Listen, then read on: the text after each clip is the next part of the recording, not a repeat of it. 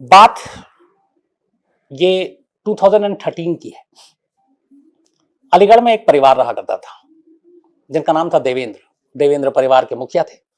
Family में पत्नी, 3 बेटियां और कुछ रोजी रोटी की तलाश में फिर देवेंद्र को अलीगढ़ छोड़कर फरीदाबाद आना पड़ा और फरीदाबाद में ही वो नौकरी कर रहे थे। बच्चे सब साथ थे। तीनों बेटियां उनकी पढ़ रही थी, लेकिन एक बेटी अलीगढ़ में स्कूल में ही पढ़ रही थी, 12th में। 3 दिसंबर 2013 देवेंद्र की बड़ी बेटी जो अलीगढ़ के स्कूल में पढ़ रही थी, वो फरीदाबाद आती जाती रहती थी। तो एग्जाम से पहले वो यहाँ घर पे थी, फिर एग्जाम देने के लिए वो अलीगढ़ चली गई। हाफ ईयरली एग्जाम था। वहां एग्जाम देने के लिए वो 3 दिसंबर 2012 को गई। अपने मामा के घर में रह रही थी क्योंकि परिवार तो यहां आ चुका था। उसके जाने के 9 दिन के बाद 12 दिसंबर 2013 को अचानक देवेंद्र शर्मा अलीगढ़ में एक गांधी पार्क पुलिस स्टेशन है, वहां जाकर एक रिपोर्ट लिखाते हैं। रिपोर्ट ये लिखाते हैं कि उनकी बेटी को किडनैप कर लिया गया है। 12वीं में पढ़ने वाली एक लड़की, और वो अभी शायद बालिग भी नहीं हुई थी। उन्होंने कहा कि वो उसको किडनैप कर लिया गया, तमाम जगह ढूंढ लिया, मिल नहीं रही है। पुलिस रिपोर्ट लिख लेती है। इसके बाद पुलिस पूछती है कि आपको किसी पे शक है तो आप बताएं। तो देवेंद्र फरीदाबाद में जिस जगह वो रहते थे, जिस इलाके में, उसी में पड़ोस में एक लड़का रहता था, जय, जो उनकी बेटी का ही हम उम्र था। उसका नाम लिखाते हैं कि उनकी बेटी के साथ उसकी दोस्ती थी, कई बार बातचीत करते हुए भी देखा था, और जय ने ही मेरी बेटी को किडनैप किया है। अब अलीगढ़ पुलिस स्टेशन में मामला दर्ज होता है। चूंकि बेटी अलीगढ़ से गायब हुई थी उनकी, एक लड़की की किडनैपिंग का मामला था। अलीगढ़ पुलिस मामले की तफ्तीश करती है और इस सिलसिले में अब वो फरीदाबाद पहुंचती है, क्योंकि इल्जाम जय नाम के एक लड़के पे लगाया गया था और वो जय फरीदाबाद में रहता था। अब पुलिस आकर फरीदाबाद में जय की तलाश करती है और तलाश करते हुए घर पहुंचती है। जैसे ही अलीगढ़ पुलिस जय के घर पहुंचती है, कहानी में एक दूसरा ट्विस्ट आता है। जय के माँ बाप बताते हैं कि वो खुद परेशान है और उनका बेटा गायब है और बिना बताए हुए घर से कहीं चला गया है, और ऑलरेडी उन्होंने फरीदाबाद में उसकी गुमशुदगी की रिपोर्ट लिखा रखी है। अलीगढ़ पुलिस रिपोर्ट की कॉपी देखती है, थाने में जाती है। पुलिस वाले फरीदाबाद, जो हरियाणा पुलिस है, इस बात की तस्दीक करती है क्या इनके घर वालों ने कुछ वक्त पहले ही आकर अपने बेटे की गुमशुदगी की रिपोर्ट लिखाई थी, और हम तलाश कर रहे हैं, मिला नहीं। अलीगढ़ पुलिस बताती है कि देवेंद्र नाम के शख्स ने जय पर ही उनकी बेटी के किडनैपिंग का इल्जाम लगाया है। अब दोनों पुलिस को जब ये सारी चीजें पता चलती है तो फिर ये इन्हें आपस में ऐसा लगता है, जो आमतौर पर हमारे इर्द गिर्द बहुत होता है, कि दोनों जवान थे और हो सकता है दोनों में प्यार हो और दोनों के घर वाले शादी के लिए तैयार ना हो, इसलिए एक दूसरे के साथ कहीं चले गए हो, भाग गए हो, कुछ वक्त के बाद अपने आप आ जाएंगे। ऐसे मामलों में आमतौर पर शुरुआती पुलिस की सोच यही होती है, चाहे स्टेट कोई सा भी हो, कि अगर एक लड़का और एक लड़की गुम है, गुमशुदगी की रिपोर्ट लिखाई है, तो यही मान के चलते हैं कि दोनों अपनी मर्जी से भागे हैं, कुछ वक्त के बाद आ जाएंगे। तो अलीगढ़ पुलिस और फरीदाबाद पुलिस दोनों इसी सोच के साथ शांत हो गई और शांति से बैठ गई कि भटकने की जरूरत नहीं, दोनों अपने आप आ जाएंगे। इसके बाद धीरे धीरे वक्त बीतता गया। देवेंद्र की बेटी का कोई सुराग नहीं मिला, जय का भी कोई सुराग नहीं मिल रहा है। पुलिस ने इधर मामला भी दर्ज कर रखा, अलीगढ़ पुलिस ने बाकायदा जय के खिलाफ किडनैपिंग का और पॉक्सो एक्ट भी लगा रखा था, क्योंकि लड़की नाबालिग थी।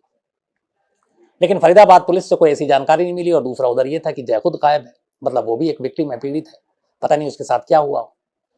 तो दोनों पुलिस जिस तेजी से इस मामले की जांच करनी चाहिए थी वो की नहीं, और वक्त बीता गया। बीते बीते 12 से 2015 आ गया। हालांकि दिसंबर ये 12 में हुआ था, तो मतलब आखिरी महीना था, तो 13 और फिर आ ही गया था 14। लगभग 2-2.5 साल बीत गए। 2015 की तारीख आ गई, न देवेंद्र की बेटी का सुराग मिला, न जय का। इसके बाद अचानक 1 सितंबर 2015, 1 सितंबर 2015, अचानक देवेंद्र अलीगढ़ के उसी पुलिस स्टेशन में पहुंचते हैं जिस पुलिस स्टेशन में उन्होंने अपनी बेटी की गुमशुदगी की रिपोर्ट लिखाई थी। और न सिर्फ अकेले खुद पहुंचते हैं, बल्कि अपनी उस बेटी को साथ लेकर पहुंचते हैं जो 2012 दिसंबर से गायब थी। अब पुलिस स्टाफ भी वहां पे चेंज हो चुका है उस थाने में। तो बताते हैं कि हमने एक गुमशुदगी की रिपोर्ट लिखाई थी, किडनैपिंग की रिपोर्ट लिखाई थी, और वो लड़की हमें मिल गई है। थाने को पता चलता है, वो एसएसपी के सामने ले जाते हैं। एसएसपी के सामने देवेंद्र अपनी बेटी को पेश करते हैं। बेटी अपनी कहानी सुनाती है। वो कहती है कि दिसंबर 2012 में जय से उसकी दोस्ती थी, लेकिन एक रोज जय ने धोखे से उसको किडनैप कर लिया और फिर वो उसको अपने साथ मथुरा ले गया और मथुरा में जबरन धमकी देके उसको अपने साथ रखा। वहां उसके दोस्त भी थे। फिर उसने उसके साथ रेप किया और बंधक बना के रखा। पूरी कहानी दहलाने वाली थी कि लड़की करीब 2 साल तक बंधक बनी रही, लगातार रेप होता रहा। लेकिन इससे भी ज्यादा जो हैरान करने वाली बात आई थोड़ी देर के बाद, वो देवेंद्र ने एसएसपी साहब को बताया कि देखिए वो उसको अपने साथ ले गया, किडनैप करके रखा, धमकी दी और अब मेरी बेटी को छोड़ दिया जब हाल में ही वो प्रेग्नेंट हो गई है और अब वो गर्भवती है और ये हमारी मासूम बच्ची के साथ उसने क्या किया है। अब पुलिस को जब ये पता चला तो पुलिस ने फिर रेप का भी मुकदमा अब दर्ज किया और जय की तलाश जोरों शोर से शुरू कर दी। अब पुलिस मामले की जांच कर रही है, फिर फरीदाबाद के चक्कर काट रही है, जय का सुराग लगा रही है। इधर जय के घर वाले परेशान है, माँ बाप परेशान है कि लगभग 3 साल बीतने को है, बेटा अभी तक मिला नहीं है, क्या किया जाए। अब अलीगढ़ पुलिस और दूसरी तरफ फरीदाबाद पुलिस दोनों मामले की जांच कर रहे हैं और कोई सुराग नहीं मिल रहा है। इस दौरान में लड़की का स्टेटमेंट दर्ज हो चुका था। अब अलीगढ़ में एक एसएसपी भी बदल गए, नए एसएसपी आए और इत्तेफाक से नए एसएसपी वो थे जिनको आप क्राइम तक में हमने सुना भी, किस्सा गोई के माहिर राजेश पांडे जी। तो ये वहां पे पहुंचते हैं। पहुंचने के बाद सारे केसेस, अलीगढ़ के ये एसएसपी बने थे, तो सारे एक दिन बैठकर इन्होंने कहा कि जो पुराने पेंडिंग केसेस हैं उसकी फाइल निकालो। तो जब सारी फाइल निकलने लगी तो फिर इस लड़की की भी फाइल आई उनके सामने। तो पता चला कि एक ऐसा मामला जो 2012 का था, एक लड़की को किडनैप किया गया, लड़का आज तक मिला नहीं। अब इस केस पे नजर पड़ी तो उन्होंने कहा इस केस में स्टेटस क्या है, तो पता चला कि केस सॉल्व ही नहीं हुआ, जय का कोई सुराग नहीं मिला। लड़की जरूर मिली है और लड़की प्रेग्नेंट है। इसके बाद उस लड़की ने एक बच्चे को जन्म भी दे दिया। यहां तक अपडेट थी। अब पूरे केस को पढ़ने के बाद, तफ्तीश करने के बाद पुलिस ने कहा कि कुछ ना कुछ गलतियां हुई हम लोगों से, जिसको हम कुछ जो लिंक है वो मिसिंग है। फिर चारों तरफ मुखबिर और पुलिस के सोर्स लगाए गए, पता किया गया कि आखिर जय का सच क्या है, इस लड़की का सच क्या है। कोई सुराग नहीं मिला। अब तक करीब 3.5 साल बीत चुके थे। इसके बाद पुलिस ने एक रोज देवेंद्र को बुलाया, राजेश पांडे जो एसएसपी, उन्होंने कहा कि देवेंद्र पांडे से पूरी कहानी उगलवाने की कोशिश करते हैं कि आखिर क्या रिश्ता था, क्या मामला था।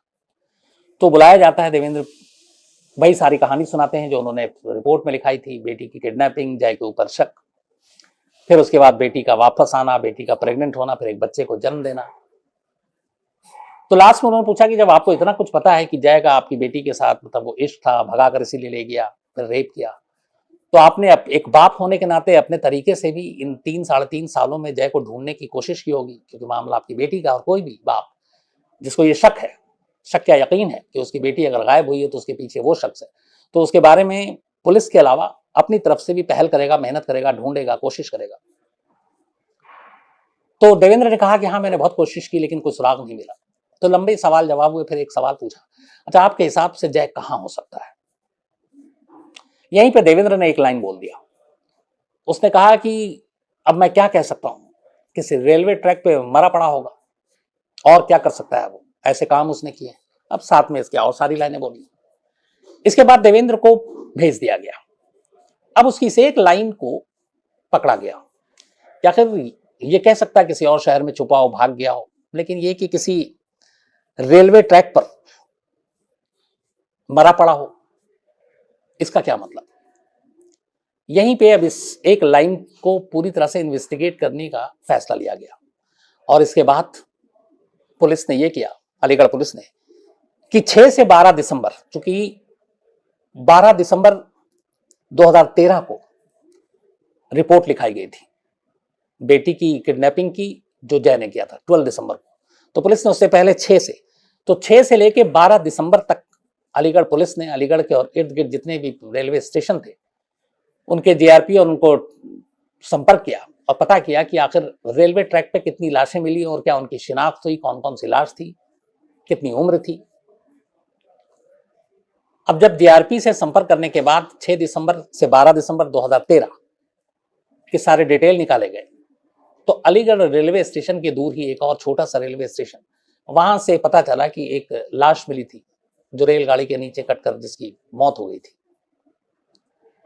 उस लाश के बारे में जब डिटेल निकाला गया, वो सारी जानकारी, वो सारा हुलिया मैच कर रहा था जय से। अब वो सारी डिटेल ली गई और उसके बाद पता चला कि वाकई जय की तो मौत हो चुकी है। तो रेलवे ट्रैक से लाश मिली है, तो क्या ये खुद रेलवे ट्रैक के नीचे आया, सुसाइड किया या कत्ल है? लेकिन अब पुलिस को कम से कम 3-3.5 साल के बाद जय की गुमशुदगी का राज मिल चुका था। अब यहां से कड़ियों को जोड़ने का काम आगे शुरू किया गया। अब पुलिस ने जब ये गई थी 12वीं के एग्जाम देने 3 दिसंबर से लेकर 12 दिसंबर तक, अब उस लड़की के बारे में सारी इन्वेस्टिगेशन शुरू की कि ये फरीदाबाद से 3 को आई एग्जाम देने के लिए, 12 दिसंबर को गायब हुई, किडनैपिंग के बाप ने रिपोर्ट लिखाई, तो ये 9 दिन तक कहाँ थी? अड़ोसियों पड़ोसियों फिर से सबको कुरेदा किया, तो पता चला कि ये अपने मामा के घर पे ही थी और बिल्कुल ठीक ठाक थी और इस दौरान में कोई भी लड़का उन्होंने वैसे नहीं देखा। लेकिन फिर एक शख्स ने एक कहानी बताई, एक चश्मदीद था, और उस कहानी के बाद पुलिस ने इस लड़की के पिता देवेंद्र और उसके मामा, इन दोनों को, जिनका नाम प्रमोद है, थाने बुलाया और उसके बाद इनसे सख्ती से पूछताछ की। जब पूछताछ की तो 3.5 साल पुरानी वो रहस्यमय कहानी का पूरा सच सामने आ गया। कहानी कुल मिलाकर ये थी कि जब अलीगढ़ से देवेंद्र फरीदाबाद पहुंचे अपने परिवार के साथ, तो उनकी जो बड़ी बेटी थी जो 12वीं में थी, उसी पड़ोस में अलीगढ़ में उसी मोहल्ले में एक लड़का जय रहता था, जहां उसकी दोस्ती हो गई, दोनों में प्यार हो गया। इसके बाद अब एग्जाम देने के लिए 3 दिसंबर को ये लड़की अलीगढ़ पहुंचती है। एक दिन जय भी वहां पहुंच जाता है और वो तारीख थी 11 दिसंबर। 12 दिसंबर को मिसिंग की रिपोर्ट लिखाई गई थी। 11 दिसंबर को जय पहुंचता है अलीगढ़ और उसे मालूम था कि मामा के घर पे है उसकी दोस्त। वो मामा के घर पे जाता है, घर पे उस वक्त कोई नहीं था, दोनों तन्हाई में मिलते हैं और इत्तेफाक से उसी दौरान मामा वहां पहुंच जाते हैं और दोनों को देख लेते हैं।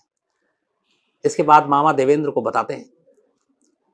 फिर देवेंद्र और लड़की के मामा ये दोनों मिलकर जय का कत्ल करते हैं। कत्ल करने के बाद लाश को ले जाते हैं ट्रैक पर और रेलवे ट्रैक पे इस तरह से डाल देते हैं कि ट्रेन आए तो ऐसा लगे कि यह हादसा है या सुसाइड है, और फिर वो वहां से चले आते हैं। अगले दिन जाकर ये रिपोर्ट लिखा देते हैं पुलिस स्टेशन में किडनैपिंग की। अब यहां तक ये सारी कहानी हो गई। अब जब किडनैपिंग की कहानी लिखाई तो अपनी बेटी को भी गायब करना जरूरी है। इसके बाद वो अपनी बेटी को दूर रिश्तेदारों के यहाँ भेज देते हैं और फिर कुछ वक्त बाद गुपचुप तरीके से अपनी बेटी की शादी कर देते हैं। कहानी में अभी साजिश के कई पहलू बाकी थे।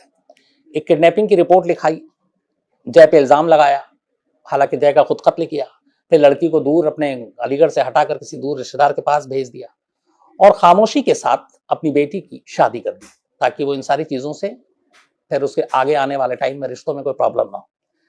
शादी करने के बाद जब वो लड़की प्रेग्नेंट हुई अपने पति से, तो फिर एक रोज, वही तारीख थी 1 सितंबर 2015, वो अपनी बेटी को अलीगढ़ लेकर आते हैं और सीधे पुलिस स्टेशन बाप और मामा लेकर पहुंचता है और बताता है कि हमारी बेटी मिल गई है। जय ने इसको मथुरा में रखा था, किडनैप करके रखा था, और जब ये प्रेग्नेंट हो गई तो वो छोड़कर भाग गया। हकीकत ये थी कि उनकी बेटी शादी के बाद अपने पति से प्रेग्नेंट हुई थी, लेकिन यहाँ पे जय को पूरी तरीके से गुनहगार साबित करना था, इसलिए वो लाए और न सिर्फ ये बताया कि प्रेग्नेंट है, बल्कि बाद में जब बच्चे का जन्म हुआ तो भी पुलिस के पास गए कि देखिए हमारी बेटी ने एक बच्चे को जन्म दिया है और उसका गुनहगार अभी गायब है। बट हकीकत ये थी कि उस जय को ये लोग पहले ही मार चुके थे। इस लड़की के पिता बहुत ज्यादा पढ़े लिखे नहीं थे, देवेंद्र, लेकिन 3 से 3.5 साल तक जिस तरीके से अलीगढ़ पुलिस को बेवकूफ बनाया, नचाया, नई नई साजिश की थ्योरी सामने रखी, वो ये बताता है कि जरूरी नहीं है कि कोई साजिश रचने के लिए पढ़ा लिखा, तेज तर्रार, ज़हीन दिमाग ही काफी है। यहाँ ये कि एक तरह से एक जाहिल इंसान ने भी 3.5 महीने तक पुलिस को बेवकूफ बनाकर रखा। बाद में खैर भांडा फूटा और पुलिस ने इस पूरी साजिश के लिए देवेंद्र, उनके साले जो प्रमोद, बेटी, क्योंकि वो भी इस साजिश में शामिल थी, उसे गिरफ्तार किया और जेल भेज दिया।